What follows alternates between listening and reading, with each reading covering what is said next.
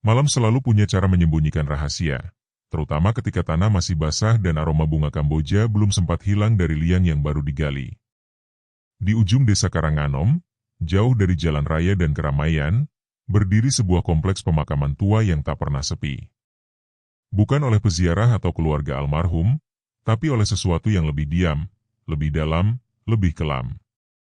Di antara batu nisan yang berlumut dan pohon randu yang berdiri seperti bayangan dosa, tinggal seorang lelaki sepuh bernama Mbah Suro. Ia adalah penjaga makam sekaligus tukang gali kubur satu-satunya di desa itu. Rambutnya memutih seluruhnya, tetapi tubuhnya masih tegap, matanya tajam, dan langkahnya mantap, seolah usia tidak pernah berhasil menundukkannya. Ia tinggal di sebuah gubuk kayu reot di ujung kompleks makam, tepat di bawah pohon beringin yang akarnya menembus tanah seperti cengkeraman makhluk gaib. Tidak banyak yang tahu latar belakang Mbah Suro. Orang hanya mengenalnya sebagai lelaki yang tidak pernah absen dalam menggali lubang bagi mereka yang meninggal, apapun kondisinya. Ia tidak pernah mengeluh, tidak pernah minta bayaran lebih, bahkan terkadang menolak upah. Tetapi, mereka yang memperhatikannya lebih jeli akan tahu, setiap kali prosesi pemakaman selesai, Mbah Suro selalu berdiam di dekat makam baru semalaman, hanya ditemani lentera dan dupa kecil yang ia bawa sendiri. Ia tidak tidur. Ia tidak bicara. Ia hanya duduk diam seperti sedang berjaga. Konon, dulu sebelum menetap di Karanganom, Mbah Suro adalah seseorang yang lain. Ada yang bilang ia bekas santri dari pesantren tua di lereng Lawu. Ada pula yang menyebut ia mantan abdi dalam keraton yang memiliki tugas khusus dalam bidang kegaiban. Namun tak ada yang bisa membuktikannya, dan Mbah Suro sendiri tidak pernah mengonfirmasi atau menyangkal. Yang jelas, tidak satupun dari warga desa yang berani macam-macam di area makam. Mereka percaya, Mbah Suro tidak sendirian. Keyakinan itu makin kuat setelah beberapa pemuda yang dulu pernah coba iseng menggali makam untuk hal-hal terlarang mengalami nasib tragis. Satu hilang tak kembali, satu lagi ditemukan lemas dengan rambut memutih tiba-tiba, dan satunya lagi lumpuh selamanya. Desa Karanganom memang menyimpan kepercayaan lama tentang tali pocong.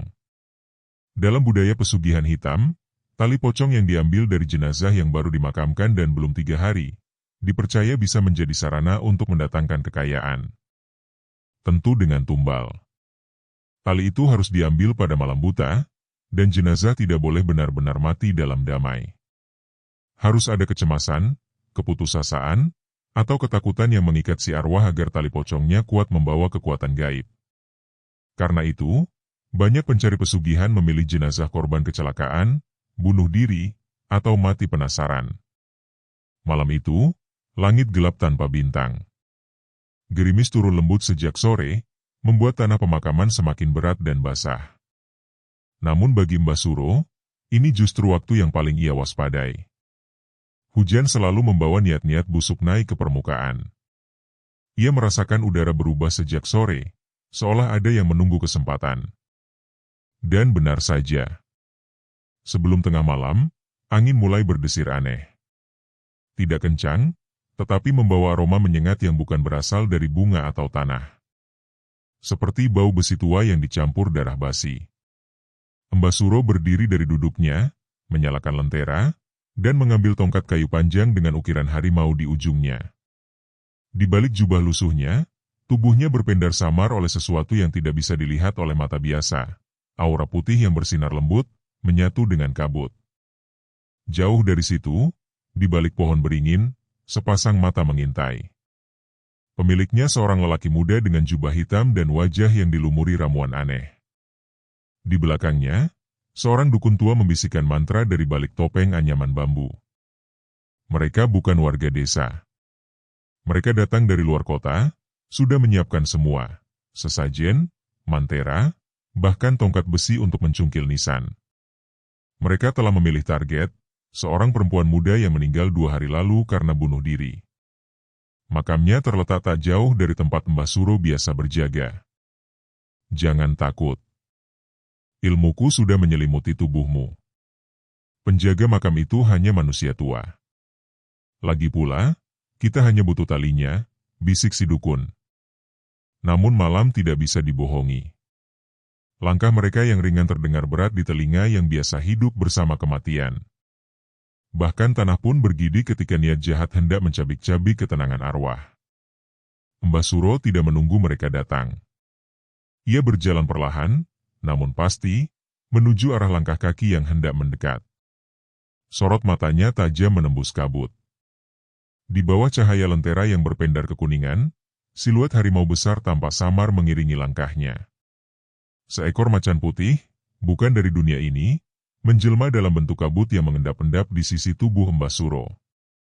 Kodam leluhur yang diwariskan melalui jalan panjang dan sepi, jalan yang hanya dipilih oleh mereka yang menjaga keseimbangan. Malam itu, medan tak terlihat mulai terbentuk. Pertarungan belum dimulai secara fisik, tapi hawa dan niat sudah berbenturan. Aura hitam dari ilmu sang dukun merayap di antara nisan, membelit pepohonan, dan menyusup ke dalam tanah. Tapi aura putih Mbah Suro bagaikan pagar yang menolak semua yang asing dan najis. Mbah Suro berdiri tenang. Ia tahu malam ini bukan sekadar gangguan. Ini ujian yang sesungguhnya. Dan ia, sebagaimana telah ditakdirkan, bukan sekadar tukang gali kubur. Ia adalah penjaga batas. Dan malam itu, batas itu mulai diguncang. Getaran halus menjalar dari ujung kaki hingga ubun-ubun, seperti bisikan bumi yang tak nyaman. Kodam macan putih di sisi Mbah Suro meraung tanpa suara, tetapi tanah di sekitarnya bergetar ringan. Kabut menjadi lebih padat, seolah alam pun ingin ikut bersembunyi dari pertempuran yang akan datang. Bayangan di antara nisan mulai bergerak. Lelaki muda itu melangkah dengan ragu, matanya memandangi tanah basah yang seakan mengisap langkahnya satu persatu. Dari balik pohon, sang dukun menggenggam buntalan kain berisi abu dan darah ayam cemani. Ia melemparkannya ke tanah sambil membaca mantra panjang yang terdengar seperti desahan ular tua. Langit bergemuruh, bukan oleh petir, tapi oleh sesuatu yang lebih purba, lebih marah. Namun langkah mereka terhenti. Sebuah raungan halus terdengar, datang entah dari mana.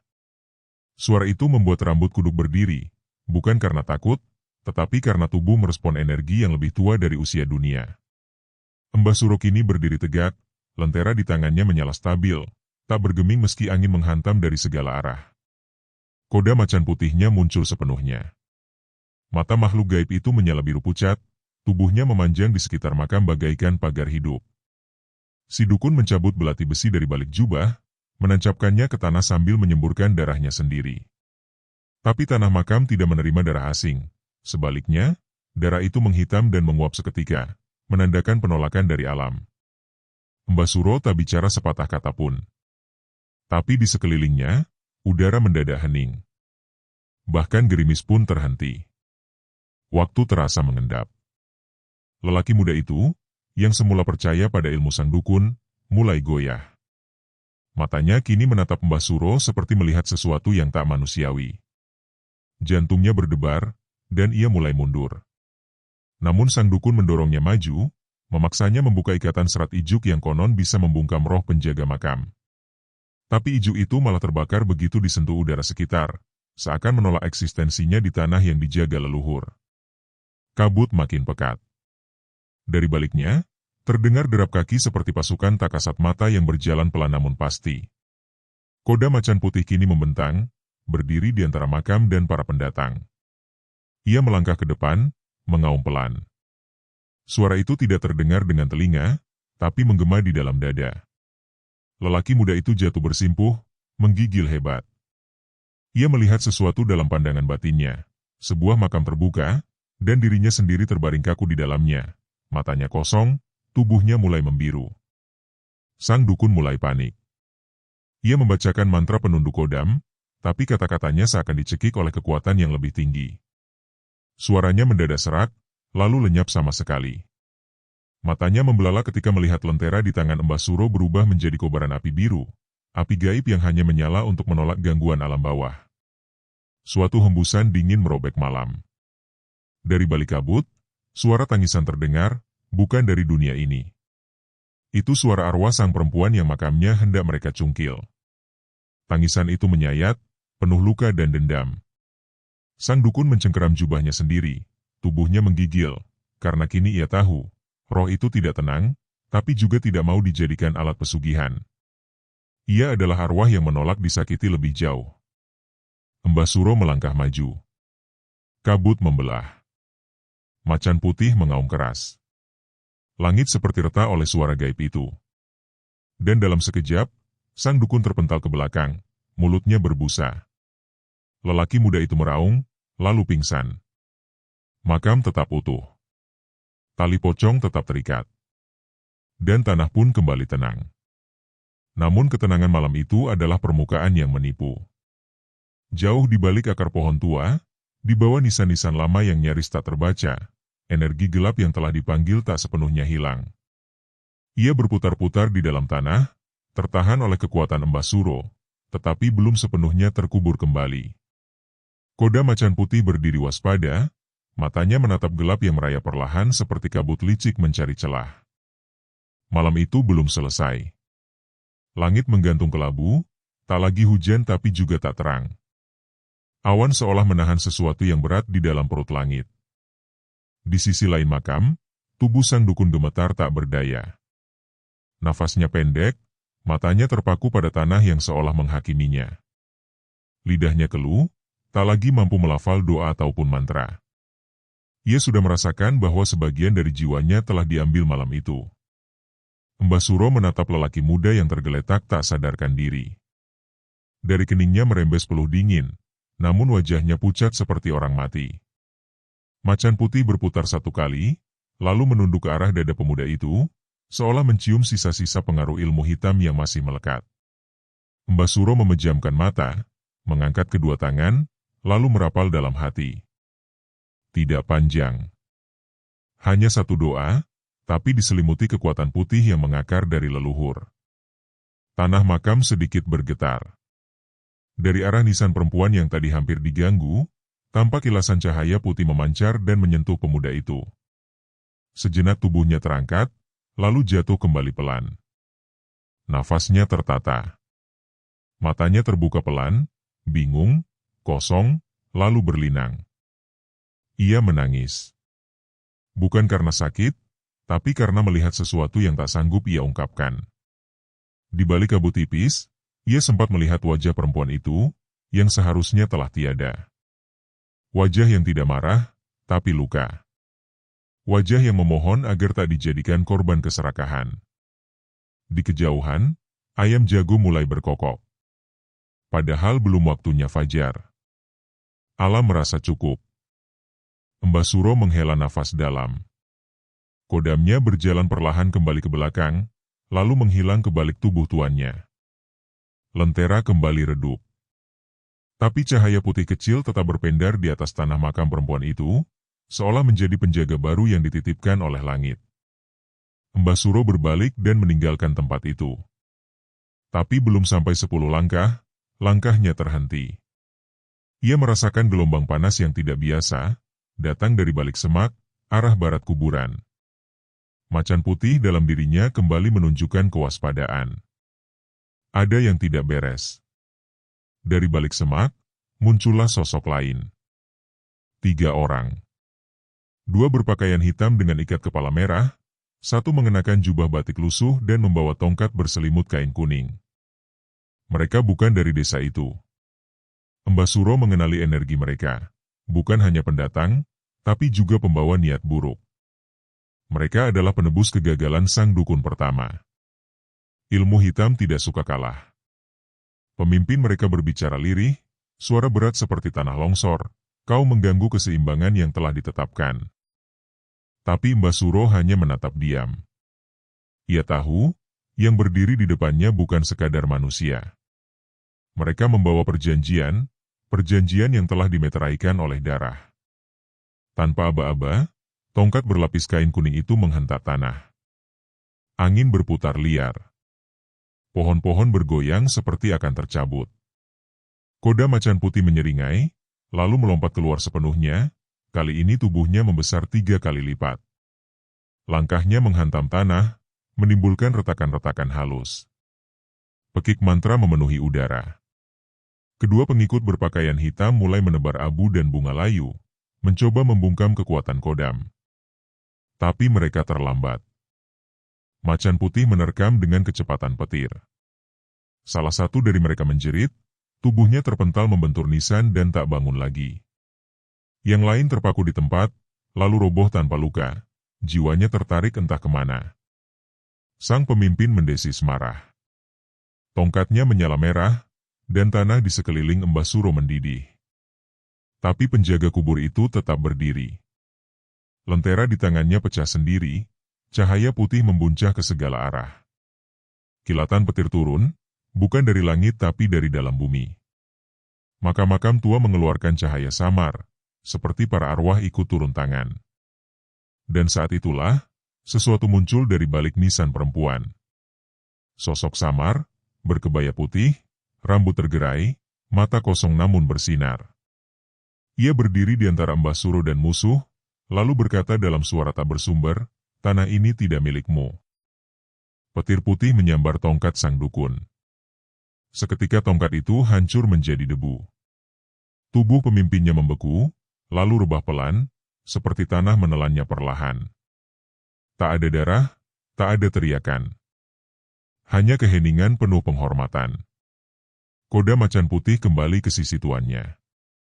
Sosok perempuan itu menatap Embasuro untuk terakhir kalinya, lalu perlahan lenyap, menyatu dengan cahaya fajar yang mulai menyembul di ujung langit. Embasuro tidak berkata apa-apa. Ia hanya mengangguk kecil, lalu berbalik, melangkah pulang. Di belakangnya, kuburan itu kembali sunyi. Tapi kini, ia tidak sendiri menjaganya.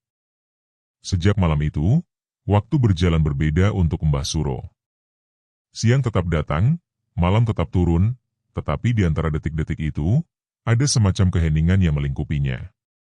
Seolah alam telah menobatkannya sebagai penjaga mutlak, bukan hanya atas jasad-jasad yang telah membusuk, tapi atas batas antara yang hidup dan yang tak ingin dibangkitkan paksa. Desa mulai bicara. Ada yang bilang Embasuro kini bisa bicara dengan angin. Ada pula yang mengaku melihat macan putih besar berkeliaran di pemakaman, hanya muncul ketika bulan benar-benar bulat. Tapi semua itu hanya desas-desus. Embasuro tetap menjalani hidupnya seperti biasa, mencangkul tanah, menggali lubang, memandikan jenazah. Ia tak pernah membantah atau membenarkan kabar-kabar itu. Ia tak butuh pembelaan. Hanya kebenaran yang tertanam diam-diam di bawah batu nisan. Namun malam itu, sesuatu kembali datang. Bukan manusia. Bukan pula roh penasaran. Tapi semacam gema yang datang dari jauh, dari tempat ilmu hitam bersarang dalam. Tanah kembali bergetar pelan, bukan karena amarah, tapi karena peringatan. Di langit, bulan bersinar terlalu terang. Di bawahnya, nisan perempuan berkebaya putih kembali bersinar samar. Embasuro sudah berdiri di sana, seolah telah dipanggil tanpa suara. Macan putih muncul, kali ini lebih pucat, seperti bayangan dirinya sendiri. Udara malam dingin, tetapi bukan dingin biasa.